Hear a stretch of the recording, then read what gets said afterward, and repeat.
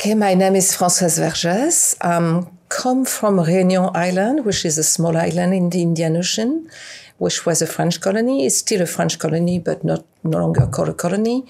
Where slaves from Madagascar and Africa and even other parts of the Indian Ocean were brought in coffee plantation and sugarcane plantation.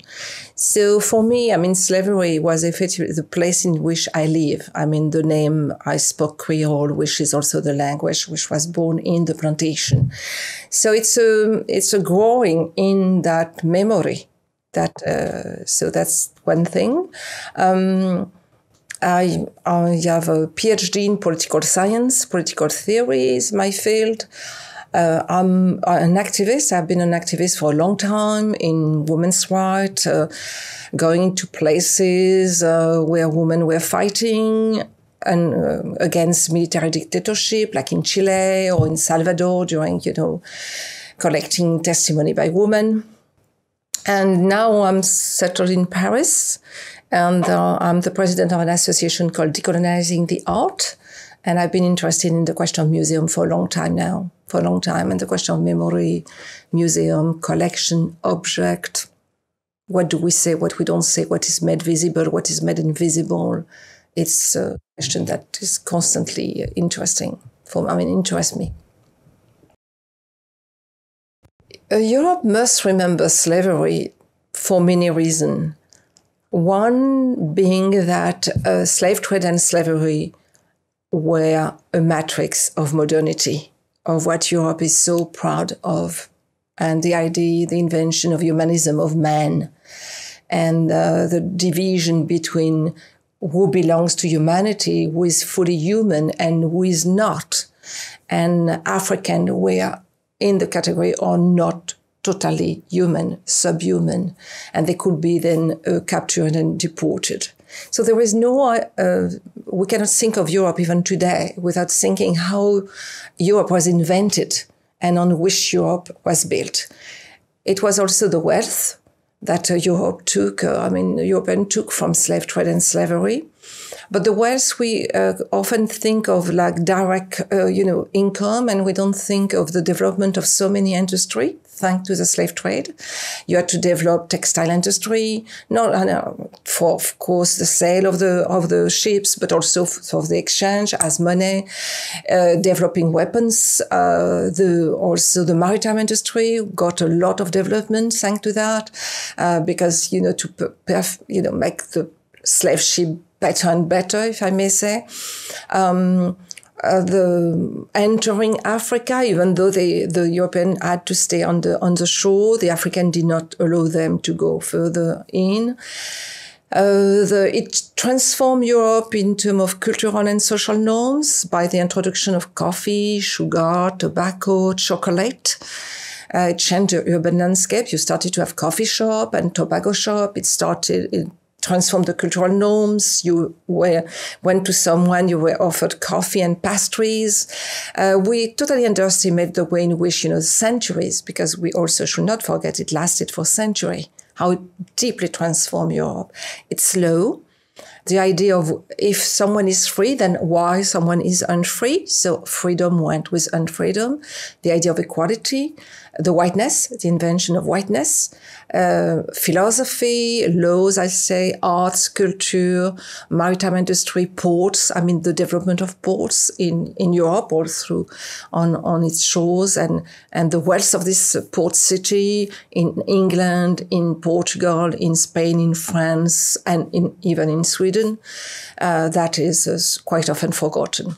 And Europe, whether European country, especially had colonies or not, were all involved in that history, directly or indirectly. Even if you were producing iron, like in some cities in the north of Sweden, that iron was used for slave trade and slavery, to make the shackles, to make, different things. So Europe cannot think of itself today. And if we were to make the connection with the kind of total anxiety that there is in Europe today, the anti-black racism, this is not coming from nowhere. This was really deeply, really anchored in that history. And I say again, the invention of whiteness.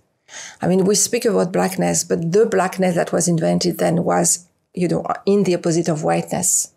Whiteness was naturally beauty, access to rights, reason, the model of a good family, the pater familias, the patriarchal bourgeois family, and non-white were everything that was not that.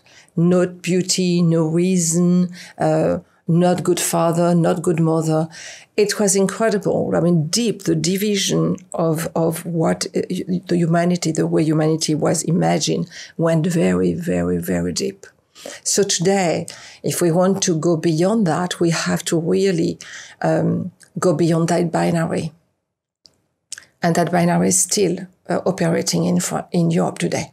Everywhere. We see it with neo-fascism emerging, anti-migrant politics, anti-black racism, Islamophobia, anti-Semitism coming back. All this is deeply, deeply anchored in the European psyche, in the European philosophy, in the European construction of what is even the nation state. My talk this evening is on the limits, on the problem that European abolitionism had inside itself in its own logic. At the same time, the mainstream abolitionism, because radical and revolutionary abolitionism was very, very quickly erased. And there is an abolitionism that comes from the enslaved. And that radical revolutionary abolitionism. Enslaved wanted the abolition of slavery. But the way in which European has transformed abolition meant, in fact, pacification, moving from one regime of work to another regime of work, which was, from, we can say, enslaved to forced labor. So it did not change much. Not changing so much the laws of property. Racism was still there. So this is European abolitionism. So to show how it rested mostly on a high moral, thou should not enslave someone. But anti-slavery was not anti-racism. You could be against slavery and remain racist. You will not want equality with black, but you wanted slavery to end because slavery was like something bad on Europe. Europe was the idea of all men are created equal, and then suddenly, some of them are not. So how can we transform that? But this idea of universal brotherhood was not at all a critique of racism, a critique of capitalism, and a critique of colonialism. And I want also to talk about one revolution of the 18th century, which is for me the revolution of the 18th century, which is the Haitian Revolution. Not the French, not the English, not the American, the Haitian Revolution, because it was anti-colonial, anti-slavery, anti-racist. And the Republic was in 1804, and it was so punished by the West. The West could not stand the existence of a republic created by former slaves. It was not possible. So it had to be crushed relentlessly. And this, we have still to think in 2019 about that, because as long as it's not resolved, we cannot talk about anti-racism. What I want to talk tonight is anti-racism is for me at the core of all struggle today. Environmental struggle also included. Because of that division of the world that was operated in 16th century and was reinforced in 17th and 18th century between humanity and non-human, between what deserves to be preserved and what can be, disposed of, what can, death does not matter. And so this is what I want to talk about. And so how it resonates for us today. And what can we learn from slavery, European abolitionism, but also the slave abolitionism for current struggle. Well, I'm always interested in the present. And slavery has been for me an incredible lesson, constant lesson to understand the present. Not because it's the same thing, but because it was really, it created so many things that are with us today. A way of separating production from consumption. I will consume coffee and sugar, and I will not pay attention to where and how and by whom it has been produced. As today, I will consume. So even ethical consumption, is still consumption from another place. It does not attack the international division, the inequality between what we call North and South. So for me, it's how the struggle, the resistance also of the enslaved is a lesson for us. I always repeat when I talk about it, like when sometime I'm in front of public and say, but what can we do? It's terrible what's happening. And I say it took centuries to end slave trade and slavery. And it was a relentless struggle of the enslaved which really put an end. And they were defeated, they were tortured, they were burned alive, they were killed, they were beheaded, they were, thrown in the water alive, and they never end the struggle.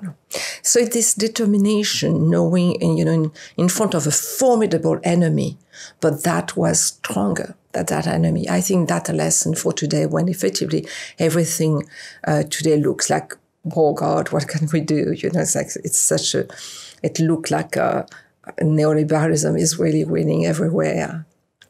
So this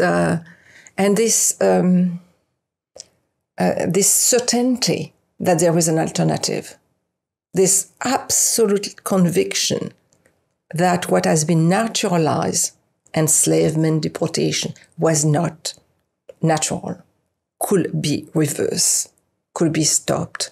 And this is this conviction that we must have today, that what the injustice, the contempt, the humiliation every day done to millions of people on earth is not natural, is not a destiny. There is no destiny. It can be stopped.